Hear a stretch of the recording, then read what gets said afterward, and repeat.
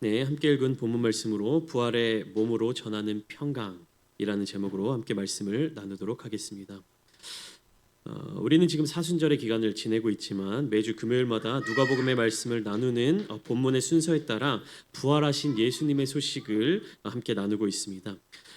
예수님께서 부활하셨다라는 이 부활 신앙은 기독교에 있어서는 핵심이 되는 신앙입니다. 부활 신앙이 없는 기독교인들은 그냥 종교인에 불과합니다. 기독교라고 하는 것이 말씀드렸다시피 그리스도를 따르는 사람들의 모임인데 부활 신앙을 믿지 않는 부활 신앙이 없는 이 기독교인들은 예수 그리스도를 따르는 사람들이 아니라 어떤 하나의 종교 생활을 하는 사람들이다라고 이야기할 수 있습니다. 우리가 옛말에 이런 말이 있죠. 안고 없는 찐빵이다. 겉으로 드러나 보이는 모양은 찐빵, 맛있는 이제 찐빵의 모양처럼 되어 있지만 그 안에 안고가 없어요. 팥이 없어요. 그러면 아무런 맛이 나지 않듯이 기독교라고 하는 이 겉 포장지 안에 부활 신앙이 없다면 그것은 진정한 기독교라고 이야기할 수 없다라는 것입니다. 그러나 이 부활이라는 것이 과연 무엇인지, 이 부활 신앙을 우리는 어떻게 믿을 수 있는지 그것에 대하여서 우리는 깊게 고민을 해야만 합니다. 이 부활에 대하여 현실적으로 믿지 못하도록 만드는 여러 가지 생각과 질문들이 우리들에게 쏟아져 나오기 때문입니다. 부활은 어떠한 과정을 거칠까? 부활한 사람들은 어떠한 몸을 입고 살아가는가? 예수님의 부활 모습과 우리의 부활 모습은 같을까 다를까? 오늘 본문들을 통하여서 이러한 생각과 질문에 대한 답을 찬찬히 찾아가 보고자 합니다. 먼저 본문 시작인 36절 말씀을 보면 이렇게 시작하고 있죠. 이 말을 할 때에 예수께서 친히 그들 가운데 서서 이르시되. 오늘 본문은 사실 지난 시간의 이야기에서부터 쭉 이어지고 있습니다. 지난 시간의 말씀이 무엇이었죠? 예루살렘에서부터 엠마오로 가는 두 제자의 여행에 예수님께서 찾아오셔서 함께 동행하셨던 그 이야기입니다. 이 두 제자는 처음에 예수님인 줄 알지 못했습니다. 갑작스럽게 자신들과 함께 동행하여서 함께 걸어가는 이 사람이 예수님인 줄 알지 못하였죠. 그러나 언제요? 그들과 함께 음식을 잡수실 때 떡을 가지사 축사하시고 나누어 주셨을 때 그 두 제자들의 눈이 밝아져서 예수님인 줄 알아보았습니다. 제자들이 예수님을 알아본 그 순간 예수님이 어떻게 됐습니까? 순식간에 사라지셨어요. 이 두 제자는 어떻습니까? 자기들과 동행하였던 그분이 예수님이신 줄 깨달은 그 순간 두 제자는 다시 일어나 예루살렘으로 돌아가기 시작했습니다. 그러니까 이 두 제자가 예루살렘으로부터 25리 떨어져 있는 엠마오까지 갔습니다. 한 11km 정도 떨어진 거리인데 그 먼 거리를 걸어서 왔지만 우리와 함께 동행하여 주시고 말씀을 풀어서 우리에게 가르쳐 주셨던 그분이 바로 예수님이시다라는 사실을 알게 되었을 때 그들은 즉시 일어나서 예루살렘으로 돌아가기 시작했습니다. 그러니까 예루살렘에서부터 엠마오로 갈 때에는 슬픔에 빠져서 예수님이 죽었다. 우리가 그토록 배우고 우리가 그토록 따르던 예수가 죽었다라는 그 슬픔에 빠져서 터덜터덜 걸어갔던 그 제자들이 예루살렘으로 돌아갈 때는 날듯이 기뻐 뛰며 돌아갔을 것입니다. 이 두 제자가 예루살렘에 돌아가서 보니 마침 누가 11 제자 및 그들과 함께한 자들이 모여서 예수님의 부활에 대해서 함께 이야기를 나누고 있었습니다. 분위기가 어떻게 전환되어 가는지가 보이시죠?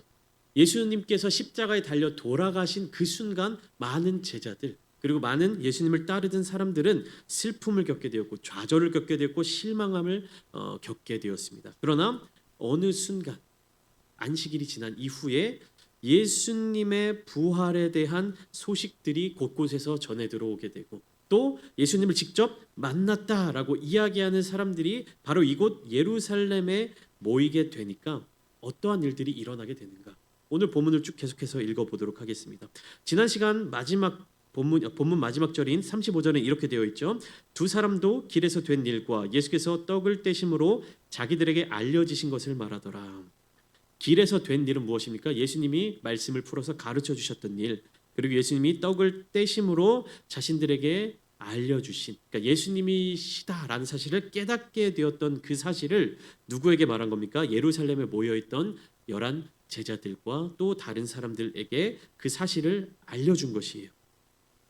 그러니까 36절 처음 이 말을 할 때가 무슨 말입니까? 결국에 35절에서 두 사람이 예수님을 만나게 된 그 이야기를 할 때, 그 말을 할 때인 것입니다. 무슨 말, 그 장소에 모여있던 사람들은 무슨 말들을 나눴습니까? 예수님이 정말로 부활하신 것이 아닐까? 부활하신 예수님을 만난 사람들의 이야기가 있잖아. 예수님의 무덤이 비어 있잖아. 정말로 예수님이 부활하신 것은 아닐까? 라는 이제 그러한 이야기들이 싹 트는 웅성웅성되는 그러한 분위기가 막 형성이 되는 그런 자리였습니다. 딱 그 이야기를 나누고 있을 때 36절 이어서 보시면 예수님께서 친히 그들 가운데 서서 말씀하시는 장면이 이어지는 거예요. 뭐라고 말씀하십니까? 너희에게 평강이 있을지어다. 예수님이 제자들에게 뭐라고 말씀하셨다고요? 너희에게 평강이 있을지어다. 너희에게 평강이 있을지어다.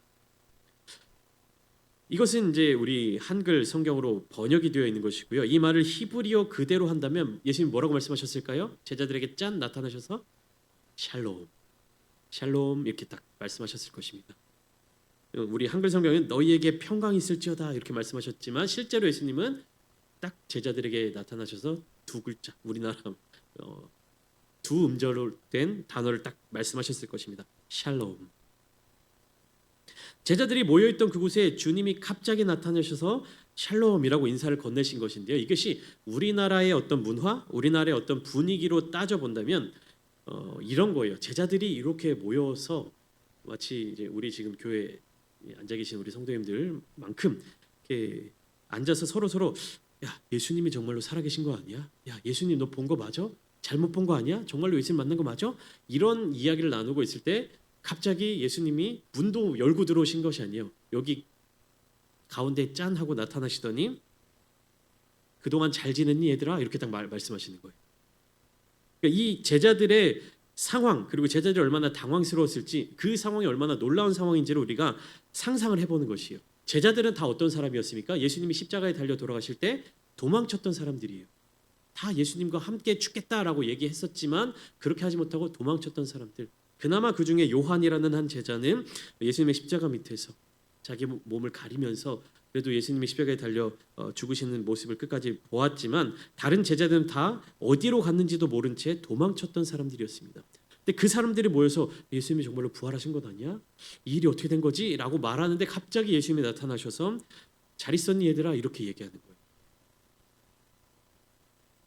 그러니까 이 맥락을 한번 잘 생각해 보셔야 되는 거예요. 번역되어 있는 글자로 기록되어 있는 이 누가복음 24장은 예수님이 딱 제자들에게 나타나셔서 근엄한 목소리로 너희에게 평강이 있을지어다 이렇게 말씀했다고 성경이 기록되어 있는데 실제 분위기는 어떤 거예요? 제가 말씀드린 것처럼 잘 있었니 얘들아? 잘 지내고 있었니? 딱 이런 느낌인 거예요. 그러니까 제자들이 얼마나 깜짝 놀랐을까요? 성경은 그 제자들이 놀라는 장면을 37절 이렇게 소개하고 있습니다. 그들이 놀라고 무서워하여 그 보는 것을 영으로 생각하는지라. 반응이 이렇게 나옵니다. 놀라고 두 번째로 무서워하였다. 것 번째로 놀라고 두 번째로 무서워하여서 그들이 보는 것을 영으로 생각하는지라. 그들이 보는 것이 무엇입니까? 그들이 본 것이 무엇이에요? 37절에 본 것 예수님이 나타나셔서 너희에게 평강이 있을지어다. 샬롬 이렇게 말씀하시는 것을 본 그것이 영으로 생각하는 것이라. 이 말은 달리 말하면 유령으로 생각하고 있었다라는 것입니다. 예수님의 유령을 본 것처럼 생각했다라는 말이에요. 이들은 왜 두려워했을까요? 이들은 왜 놀라게 되었을까요? 이 질문에 대해 우리는 답을 찾아가야 됩니다. 왜 37절 말씀처럼 제자들은 놀라고 무서워하였을까? 그 이유를 살펴본다면 자신들의 생각 안에서 자신들이 세워놓은 어떤 기준 안에서 자신들이 경험해왔던 그런 경험 안에서 막 이렇게 시스템을 돌려보는 겁니다. 그런데 예상하지 못한 사건이 일어났기 때문에 두려움에 빠진 것입니다. 내가 예측할 수 있는 상황, 내가 경험했던 상황, 그리고 내가 생각할 수 있는 나의 지식적인 어떠한 그런 한계를 넘어서는 일을 경험했기 때문에 이 제자들은 놀라고 무서워하게 되었다라는 것입니다. 여러분, 우리도 마찬가지죠. 우리가 우리 삶을 살아가면서 어떨 때 두렵습니까? 어떨 때 무섭습니까? 내가 전혀 알지 못하는 어떠한 경험을 하게 될 때, 나에게 있어서 굉장히 낯선 일들을 해야 할 때, 혹은 내가 원하지 않았던 어떤 상황이 갑작스럽게 내 앞에 닥쳐왔을 때 우리는 두려움에 빠지게 됩니다. 그리고 보통 이제 운전을 하시는 분들 혹은 뭐 여러 가지 다른 일상적인 삶을 생활을 할 때 특별히 이제 운전할 때 막 무서워서 운전 못 하시는 분들이 있다라는 이야기를 많이 듣습니다. 그분들이 왜 운전을 무서워합니까? 내가 운전을 하면서 가는데 갑작스럽게 다른 차들이 어떻게 다른 사람들이 어떻게 내 앞에 나타나게 될지 내가 차를 이제 운전해서 가는 그 상황 가운데 내가 예상하지 못하는 어떠한 상황들이 일어나게 될지 모르기 때문에 무서워서 운전을 못 하겠다라고 이야기를 하는 것입니다. 제자들이 지금 놀라고 무서워하는 이 두려움에 빠져 있는 이유도 바로 그것이요. 제자들 머릿속에서는 예수님이 십자가에서 달려 돌아가신 뒤에 자신들을 이렇게 찾아오실 것을 전혀 생각하지 못하고 있었던 것이죠. 왜냐하면 제자들이 생각하는 인간의 삶, 생명, 그리고 제자들이 생각하는 죽음의 영역 이것을 뛰어넘어 예수님이 어떻게 하신 것이기 때문에요. 다시 부활체를 입고 제자들에게로 오신 그 상황이기 때문에 굉장히 갑작스럽게 오신 거예요. 예수님이 저 닫혀 있는 문을 노크하시고 열어주는 문을 열고 들어오신 것이 아니기 때문에. 누가복음 24장 5절 말씀 또한 어떻습니까? 여인들이 두려워하는 모습이 기록되어 있습니다. 여자들이 두려워 얼굴을 땅에 대니 두 사람이 이르되 어찌하여 살아있는 자를 죽은 자 가운데서 찾느냐. 여인들이 예수님의 무덤을 찾아간 이유가 무엇입니까? 예수님의 시체를 보기 위해서. 예수님의 시체에 향유를 붓고 예수님의 시신을 잘 수습하기 위해서 무덤을 찾아갔는데 어떻게 돼 있는 거예요? 무덤 문이 열려 있고 무덤 안에 예수의 시체가 보이지 않았기 때문에. 그 상황 속에서 찬란한 옷을 입은 두 사람이 여인들에게 다가와서 말을 거니까 여인들이 두려움에 빠져 있었던 것입니다. 그들이 바라던 상황, 그녀들이 예상하던 상황을 뛰어넘는 어떤 현실에 부딪혔기 때문에. 제자들은요 지금 두려운 마음이 있었기 때문에 자신들이 경험하는 것에 대하여 정확한 판단을 내리지 못하고 있었습니다. 진리를 알지 못한다면 여러분 이런 악순환에 빠질 수 있게 되는 것이에요. 잘 보세요. 제자들은 지금 자신들의 생각 안에서 예상하지 못한 사건을 경험하게 됩니다. 그렇게 됐을 때 어떠한 상태에 빠진다라고 제가 설명드렸죠? 두려움에 빠지게 되는 거예요. 그리고 두려움에 빠지기 때문에 눈이 어두워져서 진리를 바라보지 못하게 되는 것입니다. 이것이 악순환이 되는 거예요. 보세요. 나의 생각 안에서 예상치 못한 사건을 경험하게 된다. 그것 때문에 두려움에 빠지게 된다. 두려움에 빠지기 때문에 진리를 깨닫지 못하고 상황을 바르게 바라보지 못하여서 다시금 갇혀버린 생각 안에 빠지게 된다. 이게 계속 반복되면 어떻게 되는 겁니까? 악순환에 빠지게 되고요. 더 열악한 상황 가운데로 떨어질 수밖에 없다는 것입니다. 때문에 예수님께서는 곧이어서 제자들에게 이렇게 말씀하시는 것이죠. 38절 어찌하여 두려워하며 어찌하여 마음에 의심이 일어나느냐. 두려워하며 의심이 일어나느냐. 예수님의 이 두 마디의 말씀 결국 제자들의 이러한 혼돈의 상황이 무엇으로 인한 것임을 말씀해 주시는 겁니까? 두려움과 의심으로 말미암아 제자들이 지금 혼돈에 빠져 있다라는 것을 알려주시는 거예요. 예수님께서 제자들에게 하신 이 말씀을 통하여 우리가 깨달을 수 있는 것은 무엇입니까? 우리의 신앙생활의 여정에 있어서 가장 경계해야 하는 것이 바로 두려움과 의심이라는 사실입니다. 여러분, 두려움과 의심을 가진 사람은요 온전한 신앙생활을 해낼 수가 없습니다. 바꾸어 이야기하면 정말로 예수 그리스도를 믿는 그 믿음을 가진 사람들은요 두려움과 의심을 가지지 않는 사람이라는 사실입니다. 무슨 말입니까? 그리스도인들은요 두려워하지 않는 사람들입니다. 그리스도인들은요 의심하지 않는 사람들입니다. 그 두려워하지 않고 의심하지 않는 모습을 갖추어 있을 때 진정한 부활 신앙이 우리 그리스도인들 안에 담겨져 있다라는 것입니다. 여러분 두려움과 의심은요 여러 가지 또 다른 단어들로 표현될 수 있습니다. 무엇으로 표현할 수 있을까요? 낙심이라는 단어, 낭망, 좌절, 실망, 불안감, 근심, 걱정, 포기, 절망 이와 같은 단어들 이 모든 단어들이 바로 두려움과 의심과 동일한 영향력을 끼치는 단어들입니다. 낙심하지 말라, 낭망하지 말라. 하나님의 사람이 가져야 될 자세 아닙니까? 하나님께서 그의 백성들에게 주시는 말씀, 예수님께서 그를 따르는 그리스도인들 제자들에게 주시는 말씀 아닙니까? 어디에 성경에서 하나님의 백성들이 낙심하라 이렇게 되어 있습니까? 낭망하라 이렇게 기록되어 있지 않죠. 하나님을 온전한 주로 여기는 사람들은 낙심하지 않는다. 성경은 그렇게 고백하고 있습니다. 낭망하지 말아라. 하나님께 소망을 두라. 성경은 이렇게 이야기하고 있죠. 실망하라. 불안감을 가져라. 근심하라. 이렇게 이야기하고 있지 않습니까? 성경은 어떻게 이야기합니까? 실망하지 마라. 불안해하지 마라. 근심하지 마라. 절망하지 말아라. 그리고 이 모든 단어들은 무엇과 정반대되는 단어입니까? 샬롬과 정반대되는 단어입니다. 예수님께서 부활하신 이후에 제자들을 찾아오셔서 가장 먼저 건네신 인사 샬롬. 예수님은 이 샬롬을 전하여 주시기 위하여서 제자들을 찾아와 주신 것입니다. 낙심에 빠져 있는, 낭망하고 있는, 두려워하는, 의심하고 있는 제자들에게 바로 샬롬의 은혜를 전해주고 계신 것이에요. 주님은 두려움과 의심이 있는 제자들에게 39절과 같이 말씀하십니다. 내 손과 발을 보고 나인 줄 알라. 또 나를 만져보라. 영은 살과 뼈가 없으되 너희 보는 바와 같이 나는 있느니라. 예수님은 지금 몸을 가지고 오셨습니다. 그런데 예수님의 몸은 분명히 십자가 죽음 이전의 육체와는 달랐습니다. 그러니까 예수님이 십자가에 달리시기 전과 예수님이 십자가에 달리신 이후에 제자들을 만날 때 육신을 가지고 그러니까 몸을 가지고 제자들을 만나셨어요. 그런데 십자가에 달려 죽기 이전의 예수님의 몸과 십자가에서 죽으신 이후에 부활하신 예수님의 몸이 다릅니다. 같은 육신이 아니에요.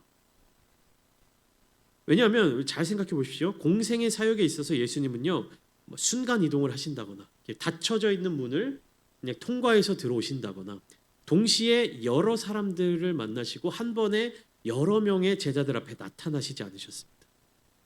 그러나 예수님이 부활하신 이후에 그 부활체라고 이야기하거든요. 부활하신 몸은요 동시에 여러 사람들을 만나셨고 또 이곳에서 저곳으로 마치 순간 이동하시는 것처럼 이동하셨고 그다음에 닫혀져 있는 문들도 통과해서 들어오실 수 있는 그런 몸이었어요.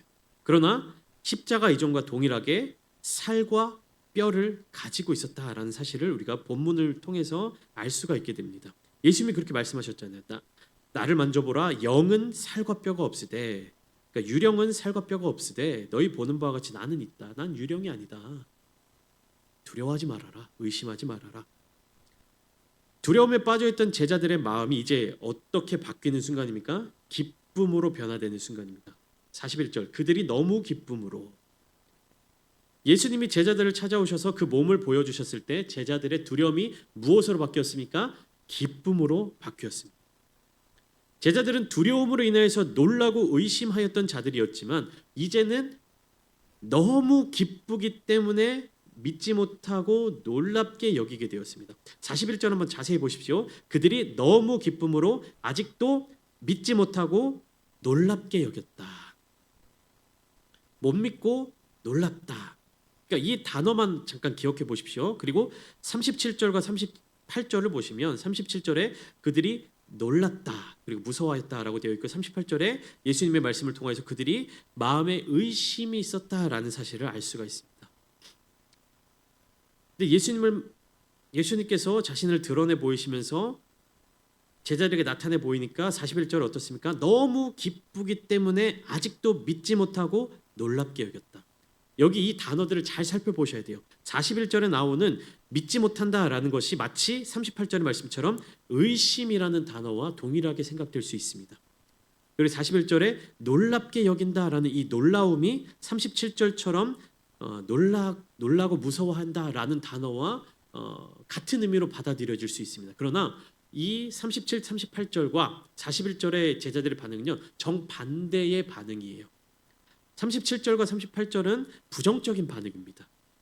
그러나 41절은요 긍정적인 반응이에요. 우리가 놀라는 것에 대해서도 두 가지 의미가 있잖아요. 내가 너무 기쁜 소식을 듣게 되었을 때 놀라게 되는 것이 있고요. 갑작스러운 상황 때문에 깜짝 놀라게 되는 일이 있죠. 그러니까 그 놀라다의 차이예요. 그리고 믿지 못한다라는 것도 마찬가지. 내 마음속에 불신이 있고 의심이 있기 때문에 믿지 못하는 것이 있고 반면에 내가 지금 경험하게 되는 이 상황, 내가 지금 만난 이 사람, 어떤 이 상황과 환경이 너무나 귀하고 소중하고 특별하기 때문에 이게 꿈이야 생시야 하면서 믿지 못하는 그런 감정이 들잖아요. 그러니까 41절에 나타나고 있는 아직도 믿지 못하고 놀랍게 여긴다라는 것은요, 부정적인 의미가 아닙니다.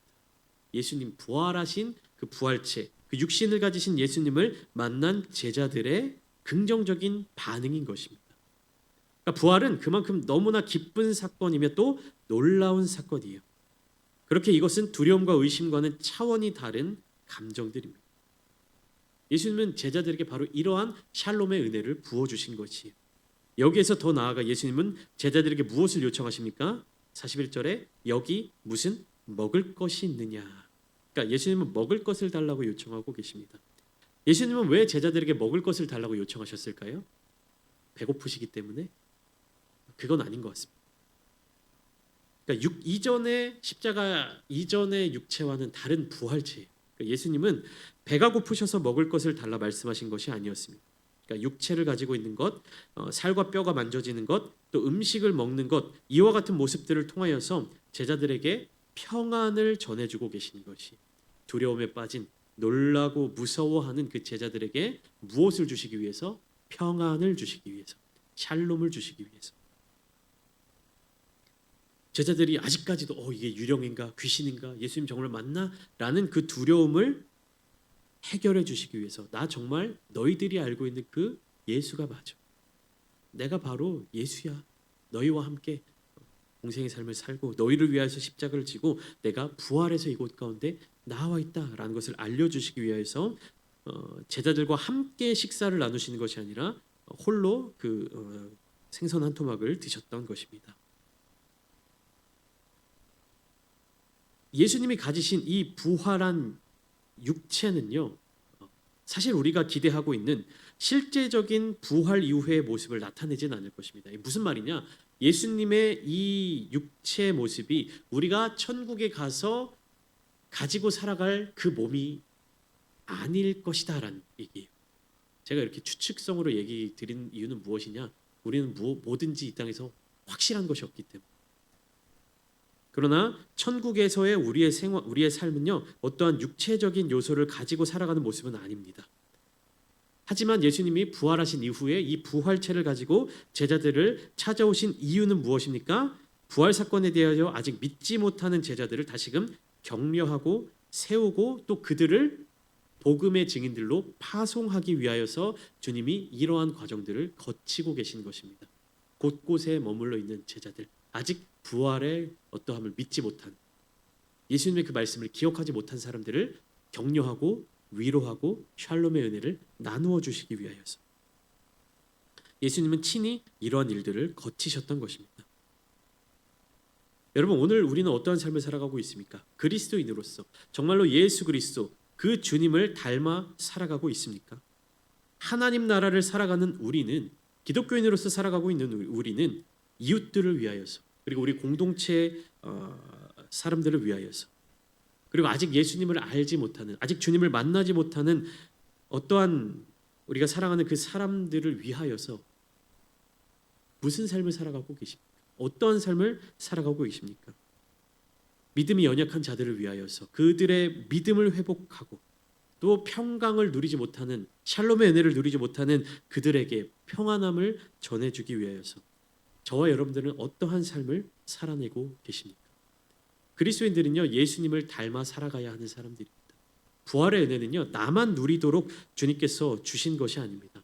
그 부활의 은혜를 누린 내가 주님과 같이 다른 많은 사람들에게 그 은혜를 함께 나누도록, 그리하여서 두려움과 의심에 빠져 있는 사람들에게, 즉 절망과 낙심과 낭만과 실패와 좌절과 혼돈 속에서 살아가고 있는 그 사람들에게 주님께서 주시는 그 평안을 나누도록 하시기 위하여서 친히 제자들에게 이러한 모습을 보여주신 것입니다.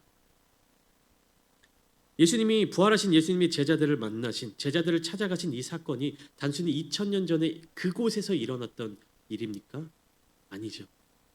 예수님의 부활은요, 오늘날을 살아가는 우리들의 마음 가운데에서도, 이곳 우리 교회 공동체 가운데에서도, 나의 삶의 자리 가운데서 다시금 살아나며 그 평안을 나누고 누릴 수 있어야 하는 것입니다. 이 시대가 너무나도 혼탁하여져 가고 있습니다. 혼돈 속에 빠져 있습니다. 그리고 마음이 너무나도 어렵고 절망에 빠진 사람들이 이전에 비해서 너무나도 많이 늘어나고 있는 것 같습니다. 그런 이러한 나라와 그다음 이 사회와 우리 주변 이웃과 내가 만나는 모든 사람들의 그 절망을 이제는 우리가 예수 그리스도의 부활을 통하여서 소망으로 바꾸어 주며 기쁨으로 바꾸어 주고 샬롬의 평강으로 채워줄 수 있어야 할 줄 믿습니다. 오늘 이 시간 함께 기도하실 때 예수님께서 제자들을 찾아가셨던 그 이유, 예수님께서 친히 부활의 몸으로 전해주신 그 샬롬의 은혜를 함께 나누시는 저와 여러분들 되시기를 소망합니다.